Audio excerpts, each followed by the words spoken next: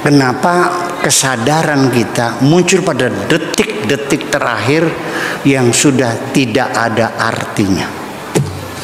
Ya, sudah kena penyakit, sudah jatuh miskin, rumah sudah disita, istri sudah minta cerai, anak budak pada kabur, mobil sudah disita semuanya, kamu terpelanting di jalanan, baru Anda bertobat ingin dermawan, ngomong kosong. Dermawan sekarang mau kaya ya. Kita masih lupakan saja masa lalu, nikmati saja hari ini, serahkan saja masa depan kepada Tuhan.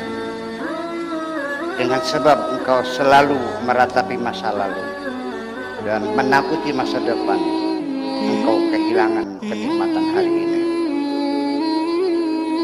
Carilah, larilah yang kencang, wahai kekasihku.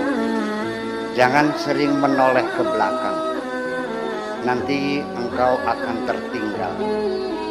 Kijang itu larinya lebih kencang dari macan, tetapi akhirnya tertangkap juga karena kijang terlalu sering menoleh ke belakang.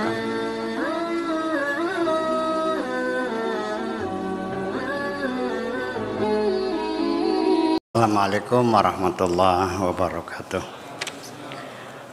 Bismillah, tawakkaltu 'ala Allah, la haula wa la quwwata illa billah.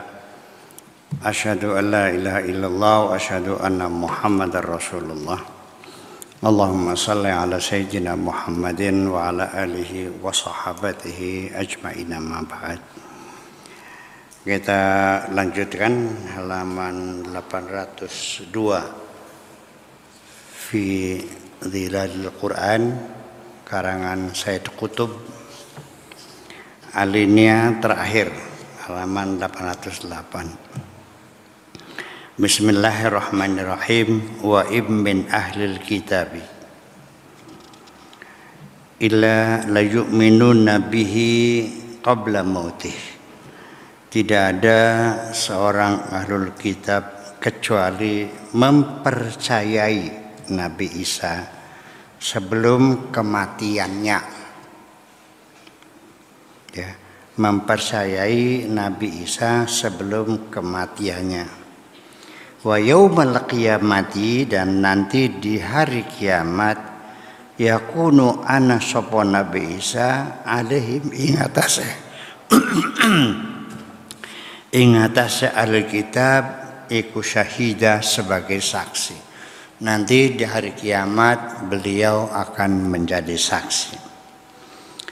Wa qad ikhtalafa as-salafu fi madluli hadhil ayati. Telah terjadi perbedaan di kalangan ulama salaf.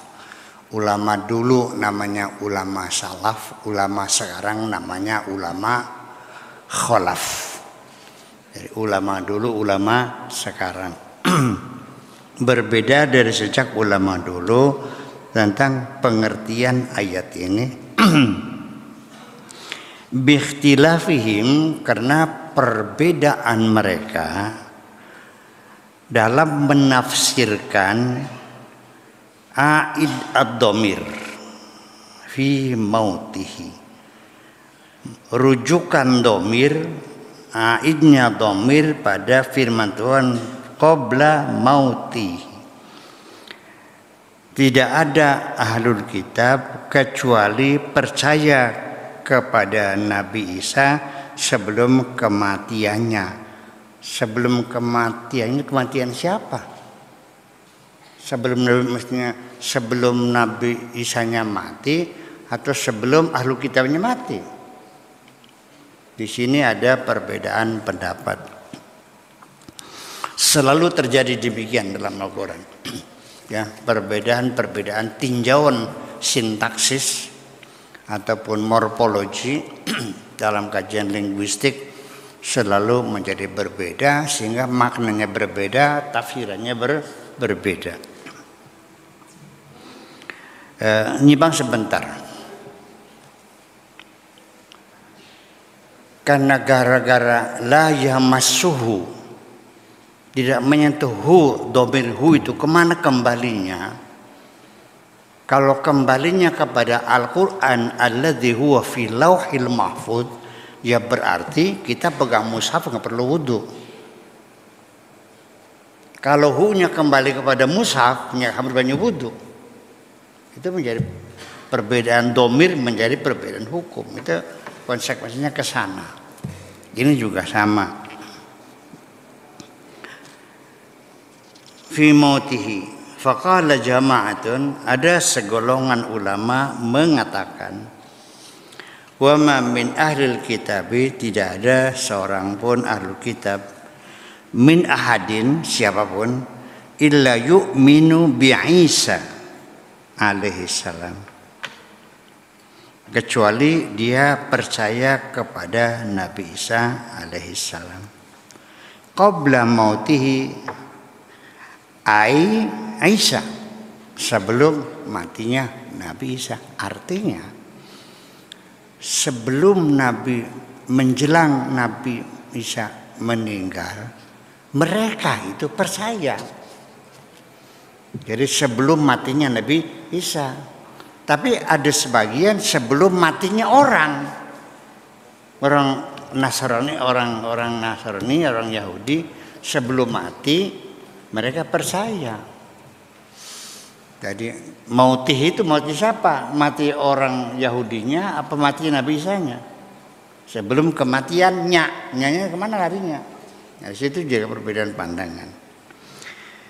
Isa wa dzalika 'alal qauli binuzulihi, yaitu berdasarkan pendapat tentang turunnya Nabi Isa qabla sa'ah, sebelum saatnya itu. Wa qala jama'atun, dan sekelompok lagi mengatakan, wa ma min ahlil kitabi min ahadin, tidak ada seorang pun dari ahlul kitab illa yu'minu bi Isa qabla mautihi, percaya kepada Isa sebelum matinya Nabi Isa. Jadi mereka telah meyakini Nabi Isa sebagai nabi sebelum Nabi Isa meninggal. Yang pertama, sebelum matinya, sebelumnya orang itu mati, mereka percaya Nabi Isa, terus percaya itu mati. Paham nggak? Artinya kembali pada kematiannya, domirnya itu kemana larinya? Pada Nabi Isa apa kepada orang? Nah itu bedanya. Oke. Ai mautul kitab, matinya ahlul kitab tadi. Wadzalika alal qauli, berdasarkan pendapat bi annal mayyita wa fi sakaratil mauti, bahwa orang yang mati itu dalam keadaan sakaratil maut, yatabayyunu lahul haq, baru dia mengerti kebenaran, ya, haitsu la yanfa'uhu an ya'lam, tetapi tidak ada manfaatnya. Kalau yang mati itu adalah ahlul kitabnya, berarti sebelum dia mati dia percaya lagi sakaratul maut, kayak Fir'aun sudah tenggelam, ya, sudah tinggal matinya saja.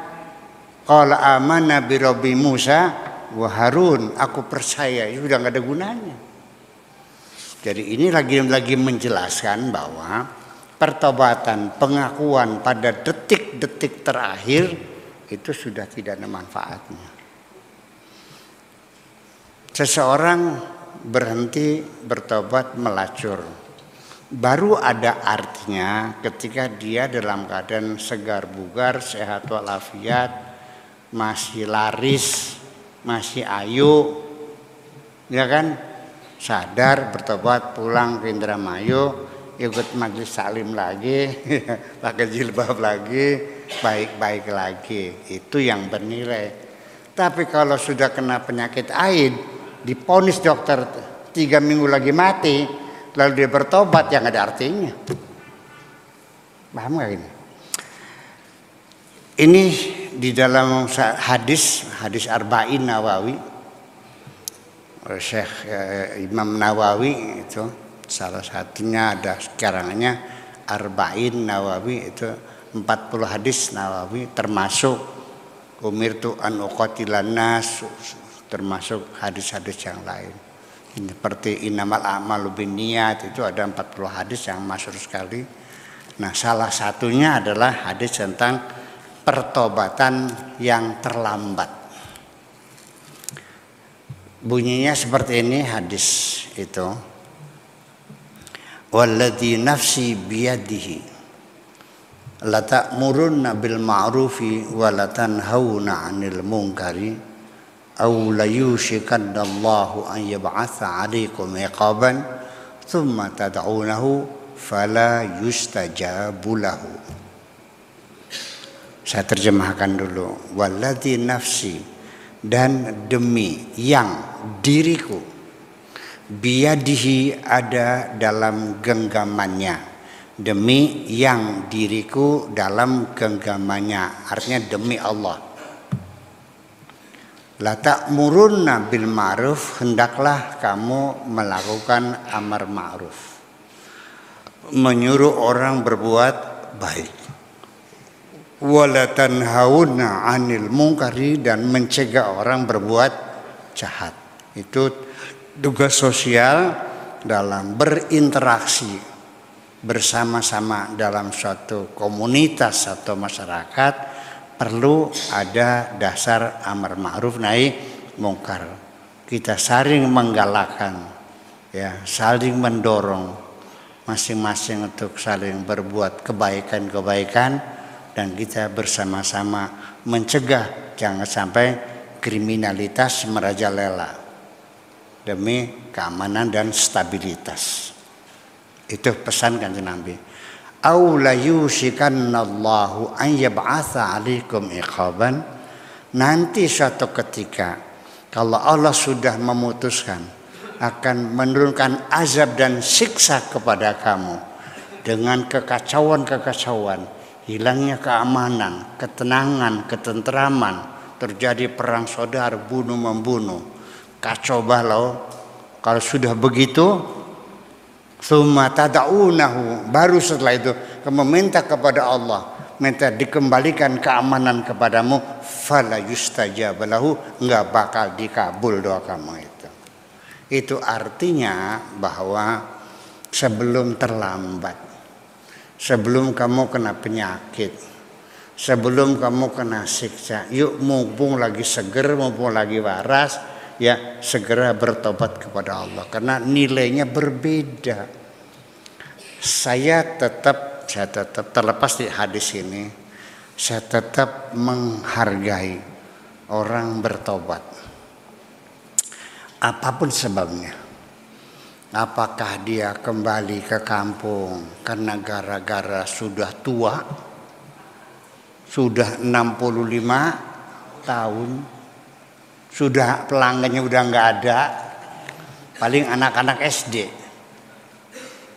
bayarannya juga 2.000 rupiah, kata Bu Wali Kota Surabaya ya, Rismato. Iya. Atau karena dia sudah kena penyakit, kembali lagi, ya saya menghargai. Itu juga bentuk pertobatan sekalipun secara terpaksa. Ataupun pertobatan karena ada lelaki yang berbaik hati mau menikahinya, entah orang Korea, entah orang Taiwan, kan gitu. Kan berarti dibawa ke sana, akhirnya alhamdulillah hidup baik-baik, udah masyarakat baru, teman baru, tempat baru, nggak ada yang kenal, udah baik-baik, udah insyaallah mudah-mudahan diterima. Tetapi yang lebih hebat lagi adalah masih ayu, masih gembleng, masih laris, masih ngantri, tiba-tiba tersadar bahwa ini adalah pekerjaan nggak benar, ini adalah kemaksiatan yang menimbulkan penderitaan. Bismillahirrahmanirrahim, dia pulang lagi ke Indramayu, kembali majelis taklim lagi, ngaji lagi, sembahyang lagi. Itu yang namanya taubatan nasuha. Kelas orang yang taubat karena kesadaran diri, bukan karena keterpaksaan, bukan karena tertangkap, karena digerebek. Ya kan gitu. Nah, itu namanya taubat nasuha. Kenapa nasuha? Dari kata nasihat. Nasuha itu wazannya fa'ulun lil mubalaghah. Artinya sering menasihati. Proses dari menasihati diri sendiri, perenungan-perenungan, memunculkan kesadaran kembali kepada jalan kebenaran. Itu yang disebut dengan taubatan nasuha. Adapun syarat kedua taubat nasuha adalah berjanji untuk tidak mengulangi. Saya kira orang yang sudah kena penyakit berjanjinya benar-benar tidak akan mengulangi. Sudah pernah kena sifilis, sudah pernah kena gonore, sudah kena Vietnam Rose, sudah pernah kena Raja Singa, bukan singa raja, bukan singa, ya sudah bolong hidungnya. Nah itu dia pertebannya berjanji tidak akan mengulangi, tentu lebih. Nah, itu. Jadi artinya sekalian, ini kadang-kadang saya sedikit menyimpang dulu. Ini orang mengimani Nabi Isa menjelang kematiannya yang ada artinya. Iya. Lagi sekaratul maut kayak Fir'aun, lagi tinggal matinya saja. Qala amanna bi rabbi Musa wa Harun. Aku percaya, udah nggak ada artinya dan nilainya. Nah itulah makanya kita sendiri ingin mengatakan bahwa pada proses nasihat, perenungan, dialog internal dengan diri kita tentang apa yang kita lakukan dan pengakuan secara jujur akan dosa-dosa yang akan kita lakukan. Kemudian muncul rasa takut dengan hukuman siksaan di hari kemudian. Inni akhafu in asaitu rabbi adzaba yaumin azim. Aku takut barangkali nanti di akhirat itu disiksa. Tidak semulus itu. Tidak semulus itu. Tetap akan ada pihak-pihak lain yang menghambat kamu, menghalangi kamu, berdebat dengan kamu. Ya balik, tapi aja dinakian, sira masih melarat. Engkau dingin. Kalau sudah punya sawah 4 hektar, sudah punya rumah, punya mobil, baru pulang. Sekarang mau orang jadi gombal lagi nantinya. Paling jadi bujang. Pembantu rumah tangga di kampung. Yang sebulan dikasih hanya 600.000 gajinya. Iya, rumah kamu belum punya, anak 3 perlu sekolah. Mau kerja apa di kampung? Nanggung setahun lagi, gitu kata setannya tuh, gitu. Yang tadinya kopernya udah dibersihkan, baju udah dibongkar lagi, wis beli hijab. Terjadi nggak begitu? Iya, jadi jangan dikira bahwa niat baikmu itu akan mulus-mulus saja kok. Saya sendiri juga sama, tidak lepas dari godaan-godaan seperti itu karena saya juga manusia seperti kamu juga. Apa dikiranya saya ketika mau menolong orang itu mulus-mulus saja? Enggak. Sampai suatu ketika saya akan menolong orang, tinggal nih kata setannya, Buya, engkau dingin ngenak-kenane, engkau bakal tamune akeh. Nunggu nanti kalau sudah banyak koplok. Masih pinter kita harus siraku, Iblis. Hanya beda kita, si firmannya. Iya. Berantem dulu. Tinggal ngasihnya saja. Ntar dulu, ingat gak dulu waktu dia kaya raya memfitnah kamu itu. Puas ladas. Orang jahat maka masih tolong. Gak ada urusan, Iblis. Gak ada urusan. Saya ini makhluknya Allah. Uang yang saya miliki uangnya Allah. Yang ingin saya sampaikan kebaikannya Allah kepada makhluknya Allah. Urusan apa kamu? Ya wis. Bener. Udah kasih jauh nganyang aja 2 juta 1 juta baik gak. Wong nyumbang mah boleh apa. Masa 2 juta kan 4 kintal. Bayangkan, setiap hari saya begitu. Terjadi pergulatan semacam itu. Jadi tidak semudah itu. Ya, ini perlu kita. Ini kan tidak tertulis di kitabnya, nggak ada. Tapi sehari-hari kita mengalaminya. Iya, jadi artinya begini, yuk kita sekarang meningkatkan kecerdasan kita, bukan sekedar Anda bisa membaca kitab, bisa menasrib. Masa kafar yukafiru masare kufran, maka kafar yukafiru masare takfiran, maka dawar yudawiru dudu dawaran kan. Iya, nasir beli jabeg ya. Apa mending baca kitab? Sekalipun engkau pintar baca kitab, saya belum tega menyebut Anda kiai, belum tega menyebut Anda intelektual. Baru saya bisa menyebut Anda intelektual ketika Anda sudah bisa membaca kehidupan itu. Iya. Ya, baca kitab mah aksesoris sekedarnya, sekedar keperluan sederhana lah. Yang penting baca kehidupan.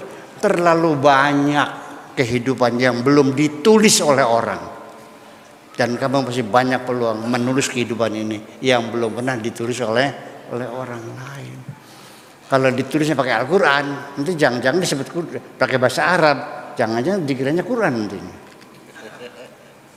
Ya, kalau kita pakai bahasa Jawa sih. Ya kan, waqala iblisu ayyuha syekh Abdul Syakur Yasin la tusaddiq bi milyunaini rupiah yakfika bi milyunin faqat. Hakata qala iblis. Wah, ini Quran nih permasalahannya. Padahal itu kan dialog dalam diri saya sendiri.